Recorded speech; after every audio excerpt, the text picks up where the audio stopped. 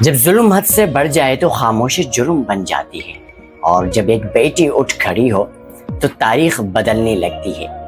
یہ کہانی ہے ام رباب چانڈیو کی، ایک ایسی آواز جو دبائی نہ جا سکی، ایک ایسی آواز جو وڈیروں، لٹیروں اور سرداری نظام کو بے نقاب کر دیا، ایک ایسی آواز جو طاقت اور حلقوں کے سامنے سیسا پھیلائی دیوار بن گئی۔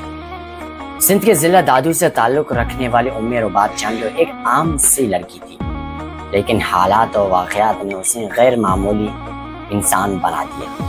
سال 2018 میں ایک واقعہ پیش آیا۔ ان کے والد، چچا اور دادا کو بے دردی سے قتل کر دیا گیا۔ یہ وہ وقت تھا، یہ وہ حادثہ تھا کہ جہاں لوگ ٹوٹ جاتے ہیں، یہ وہ لمحہ تھا جہاں لوگ ٹوٹ کے بکھر جاتے ہیں، لیکن ام رباب ٹوٹی نہیں، بلکہ پہلے سے زیادہ مضبوط ہو گئے، حوصلہ ملا اور منظر عام پر آ گئی اور اپنے فیملی کی انصاف کے متلاشی رہی۔ سڑکوں پر احتجاج کیا، میڈیا کا سامنا کیا، عدالتوں میں چکر کاٹے، لیکن ہمت نہیں آئی، اور آج تک وہ اس کیس کو لڑتی رہی۔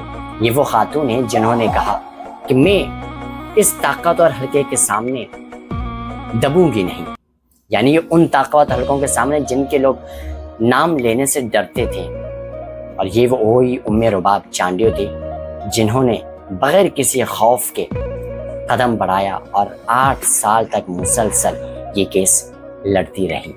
8 سال ایک بہت بڑے معنی رکھتے ہیں، یعنی کہ یہ وہ خاتون ہیں کہ جو بغیر جوتے پہنے، بغیر چپل پہنے عدالت میں پیش ہوتی تھی۔ اس لیے پیش ہوتی تھی کہ اگر میں جوتے پہن کر عدالت میں آؤں گی تو یہاں پر میرے چچا، میرے دادا، میرے والد کا قتل ہوا ہے، میرے والد کیس کی سماعت ہو رہی ہے، تو میں کیسے چپل پہن سکتی ہوں، عدالت کی توہین ہوگی، ایک ایسی سوچ رکھنے والی۔ اور انہوں نے پچھلے سال ہی ایک کتاب لکھی تھی، اور بہت ہی شاندار کتاب جو آواز انقلاب کے نام سے اب بھی پبلش ہو چکی، جنہوں نے اس میں اپنے ایک آپ بیتی لکھی ہے اور انہوں نے پیغام بھی دیا ہے۔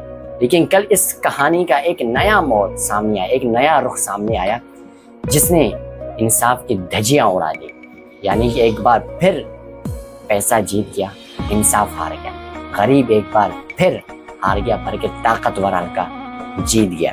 کل جب کیس کی سماعت ہوئی تو عدالت نے قتل میں گرفتار ملزمان کو ناکافی ثبوتوں کی بنیاد پر بری کر دیا گیا، یعنی کہ ثبوت کم تھے تو جس کی بنیاد پر انہیں بری کر دیا گیا۔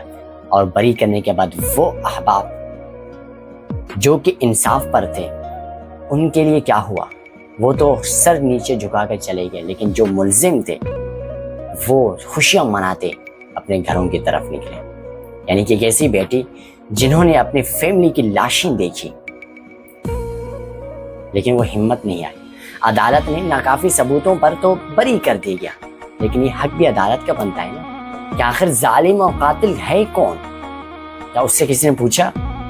چلے ثبوت کم تھے، اس کے پاس ثبوت نہیں تھے، وہ مجرم نہیں تھے اور مجرم کوئی اور نہیں تھے، بلکہ کہا جاتا ہے کہ طاقتور شخصیات شامل تھے، جن میں پاکستان پیپلز پارٹی کے 2 اہم رکنوں کا نام بھی بتایا جاتا ہے۔ اب سوال اٹھتا ہے کہ یہ اگر قاتل نہیں تھے تو پھر قاتل کون تھا؟ کیا آپ نے قاتل کا نشاندہی کی؟ 8 سال تک آپ کو قاتل ملا، آپ کو قاتل ہی نہیں ملا، قاتل ہے کون؟ تو پھر کیسے ناکافی ثبوتوں پر آپ اسے بری کر رہے ہو؟